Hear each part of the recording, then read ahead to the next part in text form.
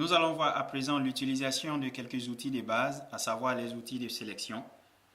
Les outils de sélection sont l'outil déplacement, l'outil rectangle de sélection et ses variantes, l'outil lasso et ses variantes, et l'outil sélection rapide et ses variantes. Au niveau de chaque outil, nous avons l'outil principal et les variantes de celui-ci.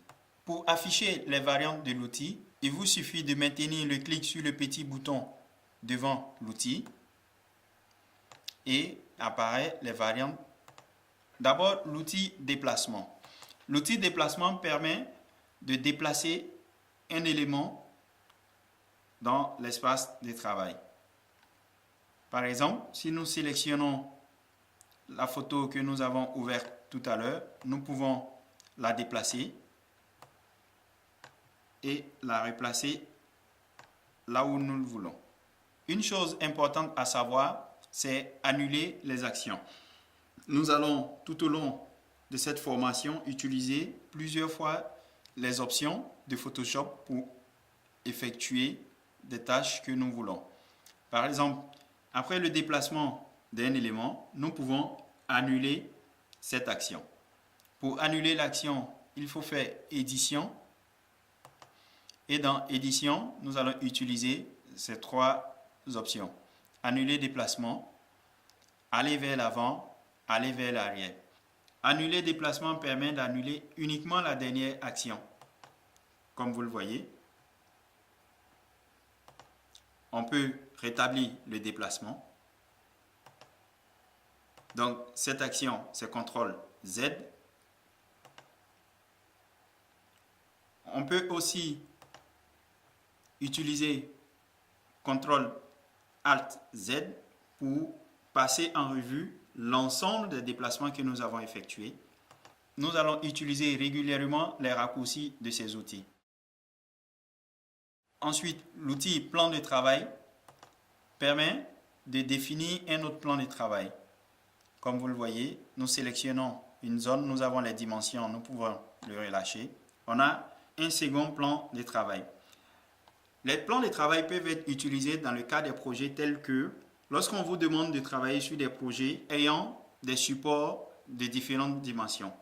Par exemple, vous devez faire une affiche au format A4 et la même affiche doit être imprimée sur un autre support, peut-être de 1 mètre sur 3 ou pour une bannière sur un site. Donc, vous pouvez définir les différents plans de travail afin de les avoir côte à côte et de mettre les différents éléments identiques sur chaque plan de travail, redimensionner ces éléments par la suite. Donc, nous allons annuler la création du plan de travail en faisant Alt, CTRL, Z. Ensuite, nous verrons les outils rectangle de sélection et ses variantes. L'outil rectangle permet de faire un rectangle. Comme vous le voyez, nous pouvons faire un rectangle. Ensuite, faire une action sur la zone sélectionnée. On peut par exemple déplacer la zone sélectionnée. Donc nous allons revenir en arrière. Donc on fait Alt, CTRL, Z. Pour faire une sélection parfaite, c'est-à-dire faire un carré par exemple, il faut maintenir la touche Shift du clavier. Par exemple, lorsqu'on fait un rectangle et que je maintiens la touche Shift, comme vous le voyez, cette fois-ci nous avons un carré et je peux agrandir mon carré. Quel que soit le sens de déplacement, il gardera la forme parfaite du carré. Mais si je lâche le Shift, vous voyez la différence. Cette fois-ci, nous avons un rectangle ordinaire. Cela est également pareil avec les différents outils de sélection. Nous verrons maintenant les options de l'outil rectangle de sélection. Ici, nous n'avons pas autre option prédéfinie. Ici, nous avons nouvelle sélection qui permet de refaire une sélection. Un autre élément important, c'est l'option ajouter à la sélection. Lorsqu'on clique sur ajouter à la sélection, nous pouvons ajouter une nouvelle sélection à la précédente. Par exemple, nous pouvons sélectionner cette zone et elle est ajoutée à la précédente. Nous pouvons sélectionner également cette zone.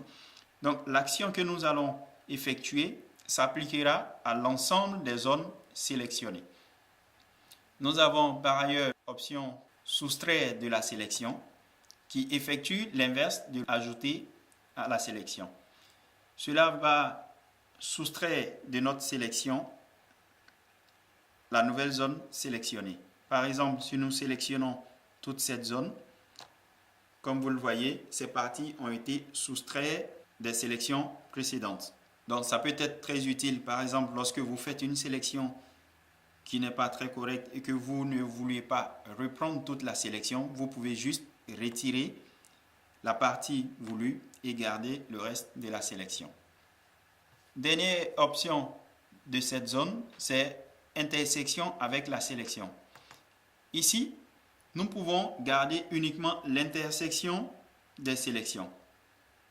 Par exemple, nous avons effectué ces sélections et nous voulons garder l'intersection de ces deux nouveaux rectangles. Comme vous le voyez ici, j'effectue une nouvelle sélection. Cela va nous garder uniquement l'intersection de ces sélections. Ça peut être utile également pour dessiner des formes, mais aussi pour corriger les sélections que nous avons déjà faites. Il faut rappeler que l'ensemble de ces options s'applique également à l'ensemble des outils de sélection, à savoir les autres variantes de l'outil rectangle de sélection, de l'outil lasso et de l'outil sélection rapide. Pour afficher les variantes, il faut maintenir le clic sur le bouton juste devant. Nous allons voir ensuite l'outil ellipse. L'outil ellipse permet de faire des ellipses. Bien entendu, nous avons les mêmes options que l'outil rectangle de sélection. Ici, qui nous permet de définir une nouvelle sélection. On peut ajouter une nouvelle sélection. On peut également soustraire de la sélection. On peut aussi choisir l'intersection.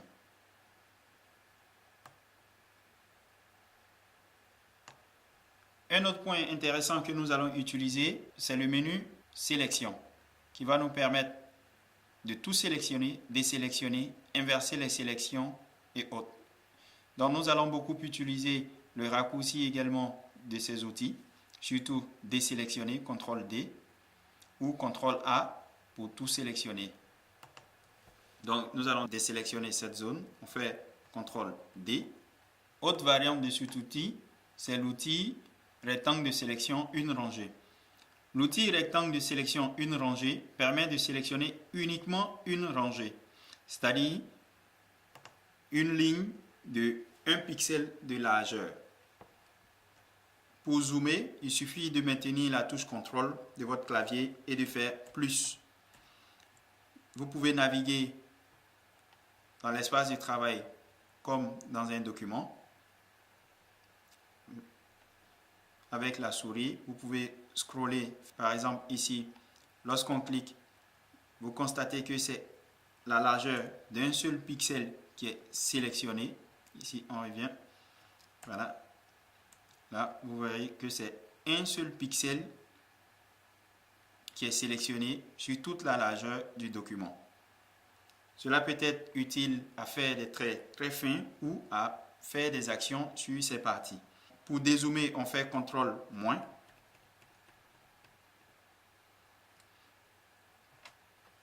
Donc également l'outil rectangle de sélection une colonne, à l'inverse de l'outil rectangle de sélection une rangée, permet de sélectionner cette fois-ci une seule colonne. Comme vous le voyez,